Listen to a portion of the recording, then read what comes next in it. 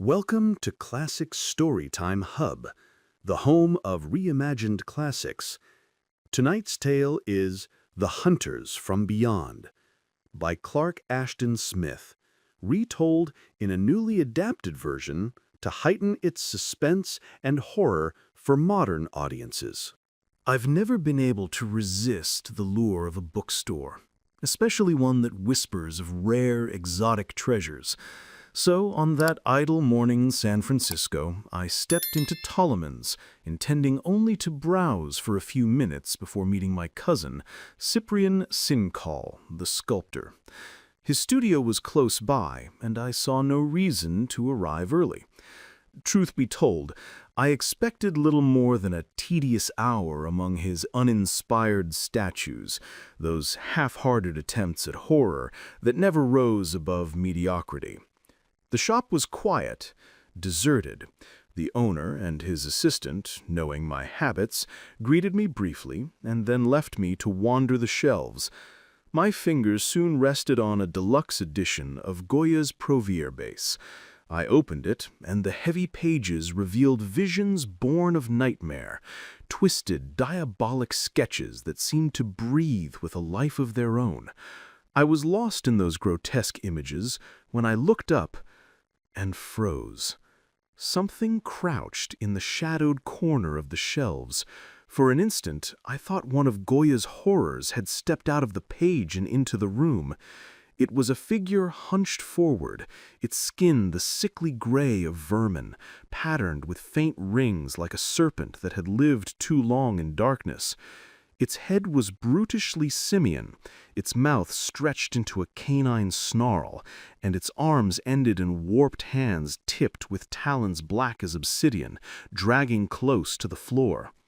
The creature was both corpse and beast, its parchment-like flesh shriveled as if mummified, its eyes glowing from deep sockets with a sulphurous yellow fire.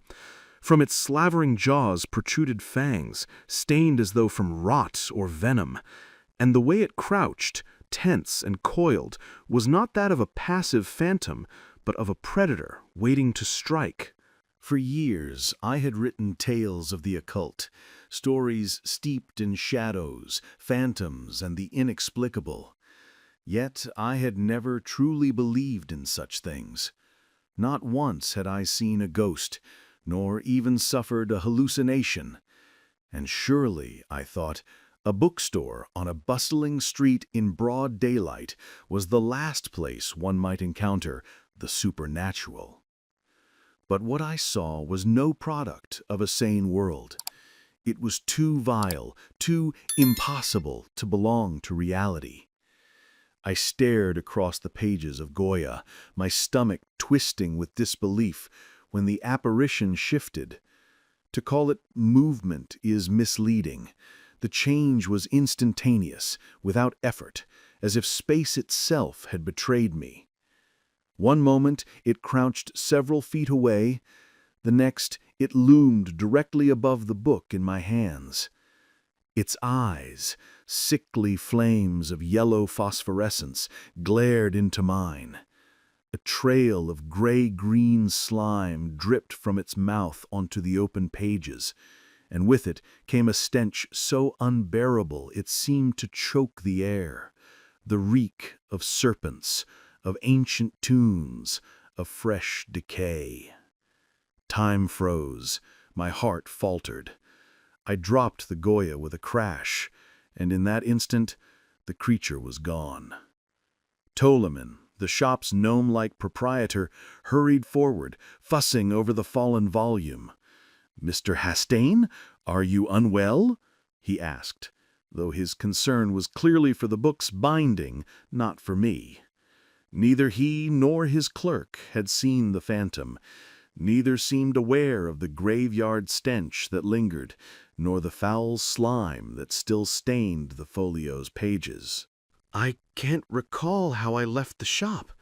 My mind was a storm of horror, revulsion crawling through me, tangled with the sick certainty that I had glimpsed something beyond sanity.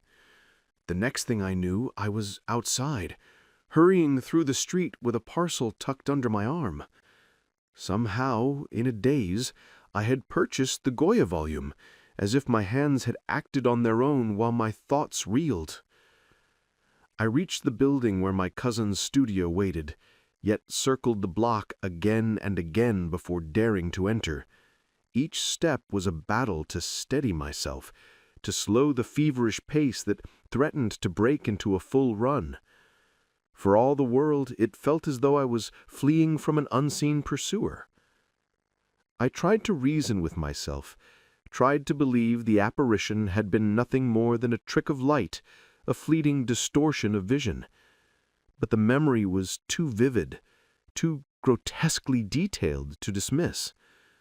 I had seen it. I knew I had. What could it mean?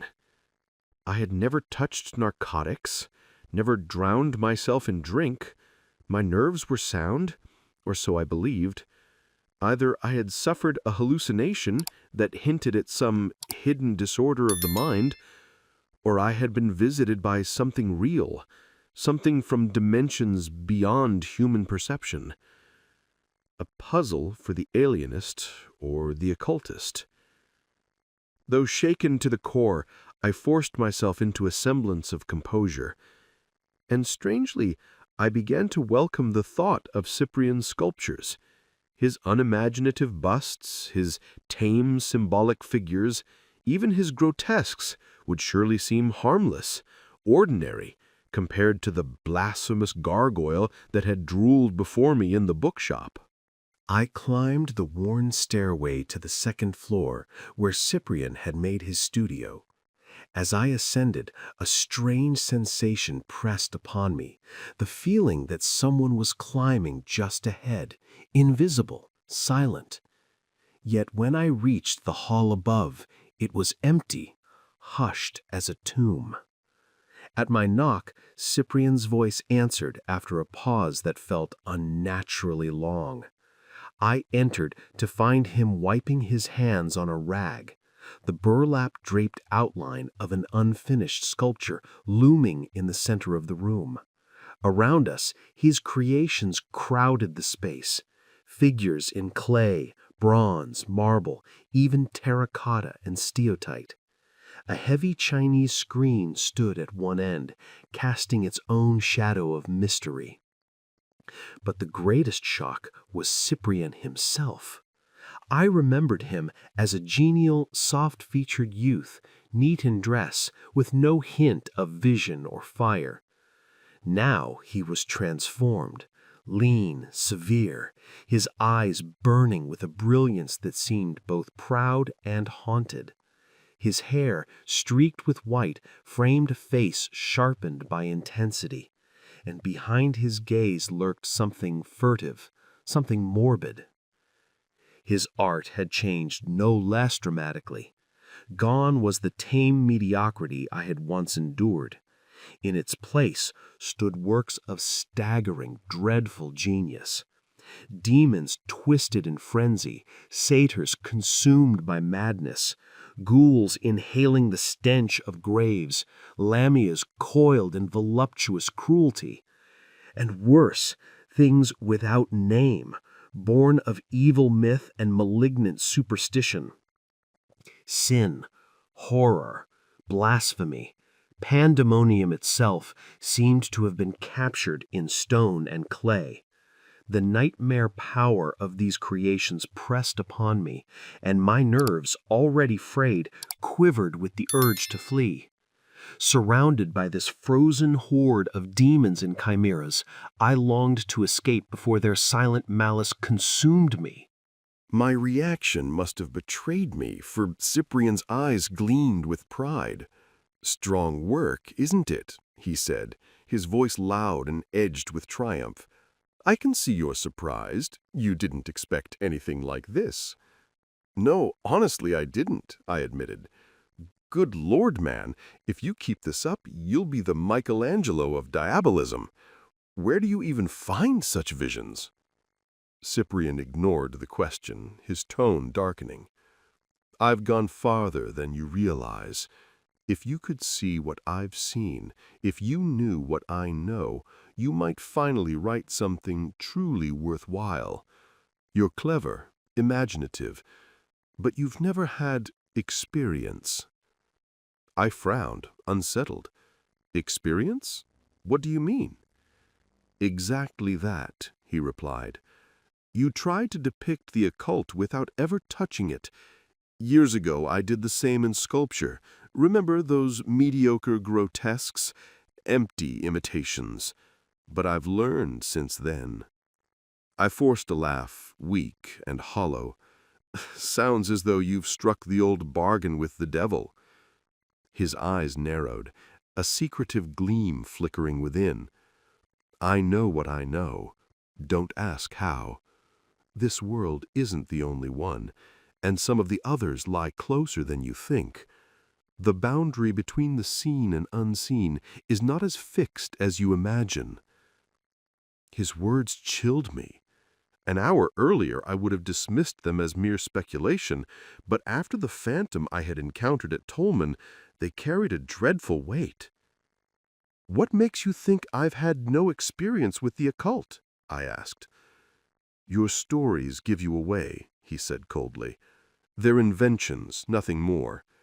When you've argued with a ghost, watched ghouls feast, fought an incubus, or suckled a vampire, then perhaps you'll capture the true color of such things." I had no intention of telling anyone about the nightmare I had witnessed at Tolman, yet, driven by a strange mix of fear and defiance, I found myself recounting the phantom to Cyprian. He listened without expression, as though my words barely touched him. Then, when he finished, he said quietly, "You're more psychic than I thought. Was your apparition anything like these?" With that, he pulled away the burlap covering the sculpture beside him. I cried out, staggering back in horror. Before me stood a semicircle of 7 creatures, each one a twisted echo of the gargoyle that had confronted me in the bookstore. Even the unfinished figures radiated the same grotesque fusion of primal beastliness and corpse-like decay. The monsters were closing in on a naked girl, their claws reaching hungrily toward her. Her face was frozen in frantic terror, while theirs dripped with slavering hunger. The scene was executed with flawless technique, but it was a masterpiece of loathing, not admiration. After what I had endured, the sight struck me with indescribable dread. It was as though I had stepped out of the familiar world and into a realm of detestable mystery, a place ruled by unnatural menace. I could hardly tear my eyes away from the sculpture. When I finally looked back at Cyprian, he was watching me with a cryptic expression, a shadow of gloating behind his gaze. "How do you like my little pets?" he asked. "I'm calling the piece The Hunters from Beyond." Before I could respond, a woman stepped out from behind the Chinese screen. She was the model, the very image of the girl in Cyprian's unfinished sculpture. Dressed now in a tailored suit and a smart toque, she was ready to leave. Her beauty was undeniable, dark and semi-Latin in its allure, but her mouth was set in reluctant lines, and her wide liquid eyes brimmed with a terror that seemed to drown the room as she looked at Cyprian, at me, and at the unveiled monstrosity. Cyprian offered no introduction. He spoke with her in hushed tones, too low for me to catch more than fragments. I gathered that another sitting was being arranged. Her voice carried a pleading, frightened note, tinged with something almost maternal, while Cyprian's replies were firm, insistent, as though he sought to reassure her, or silence her fears. At last she departed, casting me a strange, supplicating glance, a look I could not fully decipher. "That was Marta," he said casually. "Half Irish, half Italian. A fine model, though my new work seems to unsettle her." He laughed abruptly, a sound sharp and mirthless, like the cackle of a sorcerer. "In God's name, what are you doing here? What does it mean? Do such abominations truly exist on earth or in any hell?" Cyprian laughed again, softer this time, with a subtle malice. "Anything may exist in a boundless universe of countless dimensions. Anything may be real or unreal. Who can say? It isn't for me to decide. Figure it out yourself if you can. There's a vast field for speculation, and perhaps more than speculation." With that, he shifted the conversation abruptly, as though the subject had never been raised. I sat baffled, my mind reeling, my nerves frayed to breaking. The urge to flee became overwhelming, a blind panic that drove me to escape the studio, to hurl myself back into the daylight streets of the 20th century. Yet even as I left, the room seemed transformed. The rays through the skylight no longer felt like sunlight, but the glow of some darker orb. Shadows clung where none should be, and the statues, the stone satans, the bronze lamias, the terracotta satyrs, the clay gargoyles seemed to multiply, as if they might at any moment stir, awaken, and spring to malignant life. Hardly aware of my own words, I lingered in conversation with Cyprian a little longer. Then, inventing a luncheon appointment that did not exist, I excused myself, promising vaguely to return before leaving the city. At the foot of the stairway, I was startled to find Marta waiting. Her manner revealed she had been expecting me. "You are Mr. Philip Hastane, aren't you?" she asked, her voice eager, trembling. "I'm Marta Fitzgerald. Cyprian speaks of you often. I think he admires you greatly." She hesitated, then pressed on, her words spilling out with urgency.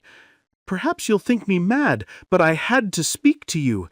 I can't bear what's happening here. I'd refuse to come back if it weren't for how much I care for Cyprian. He's changed, utterly changed. His new work is dreadful, hideous beyond imagining. Those gray, drooling monsters in his latest group, I can hardly endure being in the same room with them. It isn't right for anyone to create such things. Don't you agree, Mr. Hastane? They look as though they've clawed their way out of hell itself. And if hell is so near, then surely something terrible will happen to him or to me. No one could remain sane in that studio." Her voice faltered, then rose again with pleading intensity. "Can't you do something? Talk to him. Tell him how wrong it is, how dangerous. You're his cousin, aren't you? He respects you, thinks you're clever. I wouldn't ask if I had anyone else to turn to. But he's shut himself away for a year now, seeing almost no one. You're the first he's invited to witness these new horrors.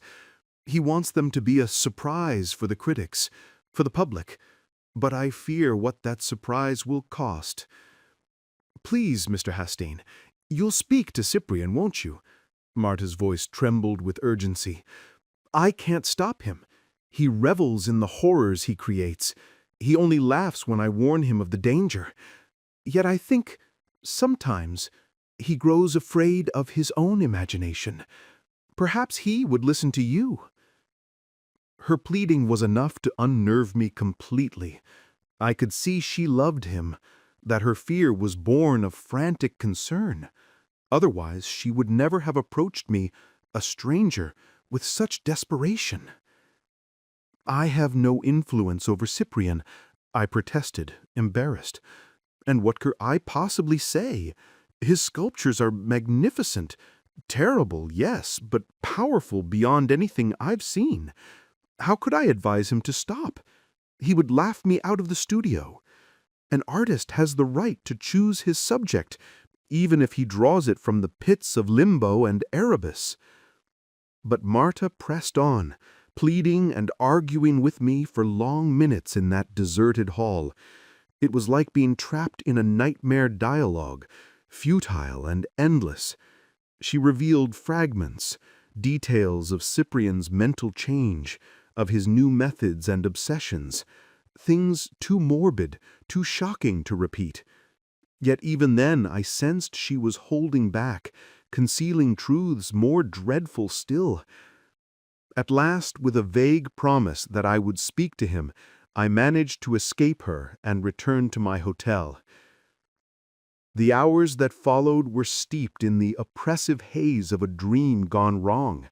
It felt as though I had stepped off the solid earth into a gulf of madness, a shadowed realm where direction and reality dissolved. It was hideous, unreal. The transformation in Cyprian was no less terrifying than the phantom I had seen in the bookshop, or the demon sculptures wrought with such masterful blasphemy. It was as if he had been seized, possessed by some infernal power, some satanic force that now guided his hand. No matter where I went, I could not shake the sense of pursuit, an unseen vigilance that clung to me like a shadow. At every turn, I imagined that gray, verminous face, those sulphurous eyes waiting to reappear. I half expected the slavering jaws, dripping with rot, to leer above my dinner table or to bend over my pillow in the dark. I dared not reopen the Goya volume I had purchased, terrified that its pages might still be fouled with that spectral slime. Instead, I sought refuge in crowded cafes, in theaters, anywhere the lights were bright and the press of humanity might shield me. But when midnight passed, I could delay no longer. I returned to my hotel room, leaving the electric lamp burning, and endured endless hours of sleepless torment, sweating, shivering, waiting. At last, just before dawn, sleep claimed me without warning. No dreams came, only a crushing weight, an incubus-like oppression that pressed upon me even in slumber, dragging me toward some formless abyss. It was nearly noon when I awoke, and froze. At the foot of my bed stood the gargoyle. The same vermin-gray, ape-like visage, its eyes glowing with hellish fire. Behind it, the wallpaper dissolved into a limitless vista of gray, a world alive with ghoulish forms bubbling up from swamps of ooze beneath skies writhing with serpent vapors. The room spun. My bed seemed to tilt toward that abyss as though I were about to fall forever into that obscene dimension. Panic seized me. I fought the vertigo, fought the sense that another will was pulling me down, that the gargoyle itself was luring me, its eyes fastening on mine with a serpent's mesmeric spell. Its lips moved soundlessly, oozing corruption, and the stench it exhaled was unbearable, a reek of pestilence that made my very soul recoil in revulsion. The sheer effort of resisting was enough. The vision dissolved, the monstrous face receding in a swirl of daylight. Tea roses bloomed once more on the wallpaper, and my bed lay flat beneath me, sane and ordinary. Yet I remained drenched in sweat, adrift on a sea of nightmare speculation, until the shrill ring of the telephone dragged me back to the waking world. I snatched up the receiver. Cyprian's voice came through, flat, hopeless, stripped of the mad pride I had heard only yesterday. "I must see you at once. Can you come to the studio?" I nearly refused. I was ready to invent excuses, to claim I was leaving the city, catching a train, anything to avoid returning to that place of corruption. But then his voice broke through again, urgent, despairing. You must come, Philip. I can't explain over the phone, but something dreadful has happened. Marta has disappeared." The words sealed my fate. Remembering her haunted eyes, her frantic plea, I could not turn away. I dressed quickly, my mind a storm of hideous conjecture. Every thought tangled into chaos, half-formed hints of terror, evasive shadows that refused to coalesce into reason. Breakfast was impossible. I went straight to the studio. Cyprian stood among his statues like a man struck senseless by some invisible blow. His face was vacant, his eyes hollow, his greeting dull and toneless. Then, as though his body spoke without his mind, he began to pour out the narrative, an atrocious tale that seemed to spill forth mechanically, charged with despair. "They took her," Cyprian said flatly. His voice carried no emotion, only a hollow certainty. "Perhaps you didn't realize it, but all my new sculptures have been done from life. Even that last group. Marta was posing for me this morning, barely an hour ago. I had hoped to finish her part today so she wouldn't have to return. I hadn't summoned the things this time. She was growing terrified of them, and truthfully, they had begun to unsettle me as well. Sometimes they lingered when I ordered them away. Sometimes they appeared when I hadn't called them." He paused, his eyes distant. "I was working on the final touches, not even looking at Marta, when I knew they were there. The smell gave them away. You know the stench. I looked up, and the studio was full of them. Never before had they come in such numbers. They crowded around her, jostling, reaching with their foul talons. But even then I believed they could not harm her. They aren't material beings, not as we are. Their power lies in a kind of serpent-like mesmerism. They try to drag you down into their own dimension, but only if you yield. I've always resisted them. I never dreamed they could touch Marta." His voice faltered, then hardened. "Still, the sight of that hell pack startled me.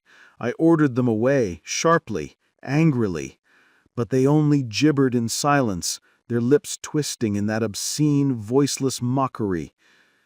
And then they closed in on her, just as I had sculpted them in that accursed group.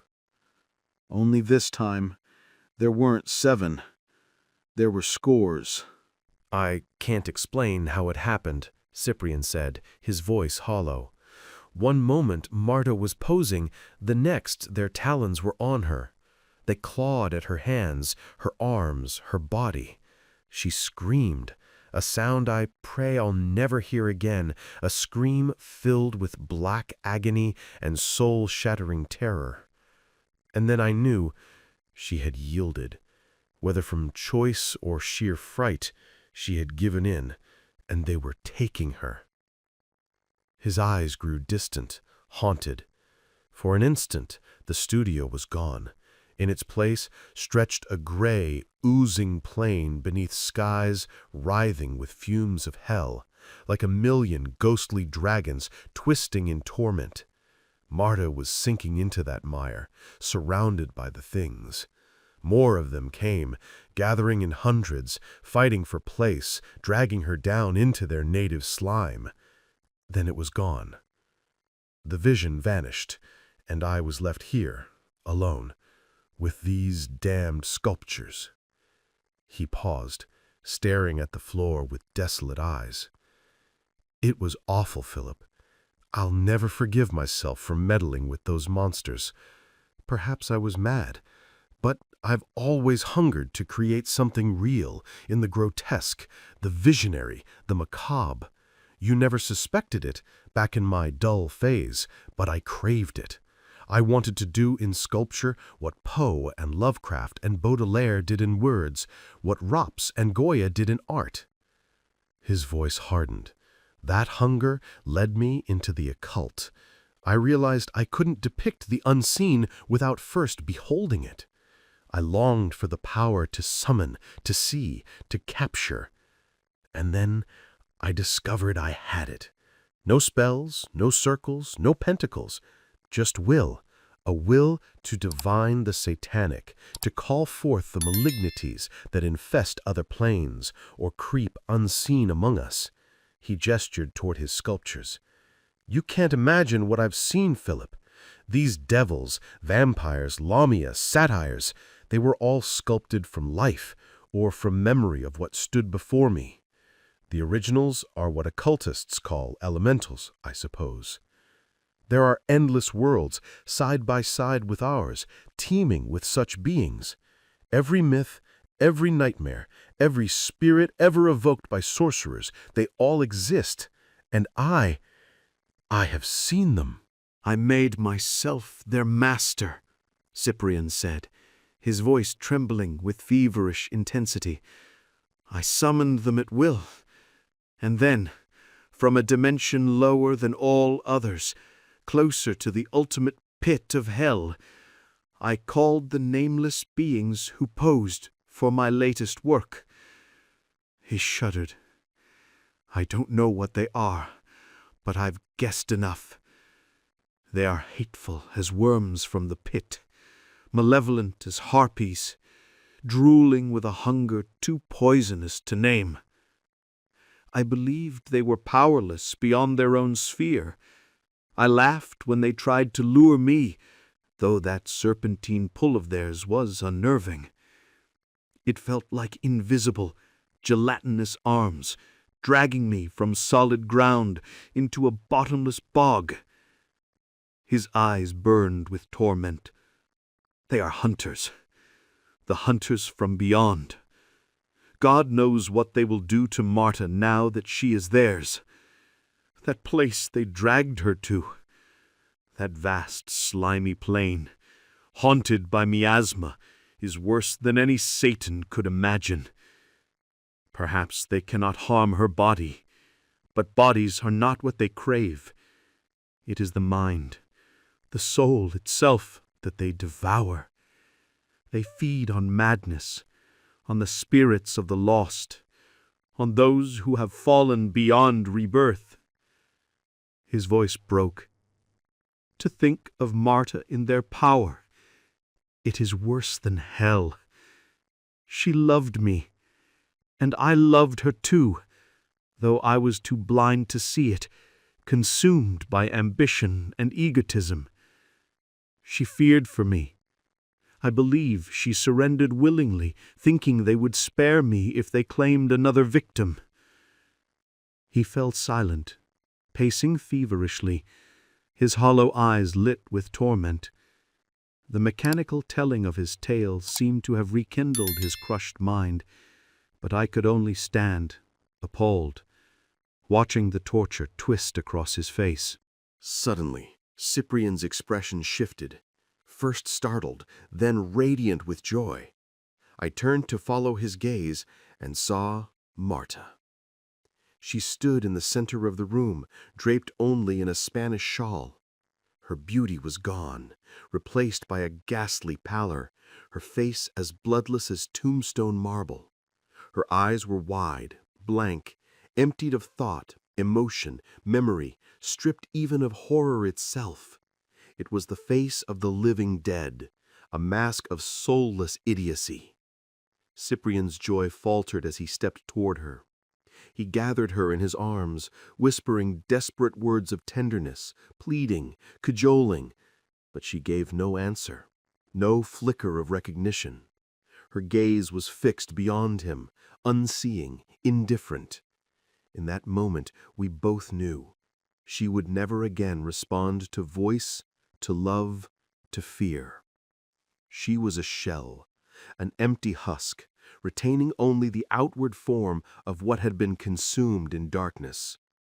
Whatever agony she had endured had ended in the terrible mercy of complete forgetfulness.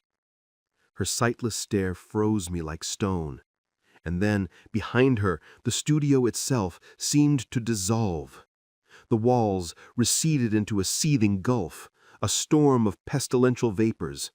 The statues, satans, lamias, gargoyles, blurred into loathsome ambiguity, mingling with ravenous faces and hunger-twisted forms that surged from an ultra-dimensional abyss.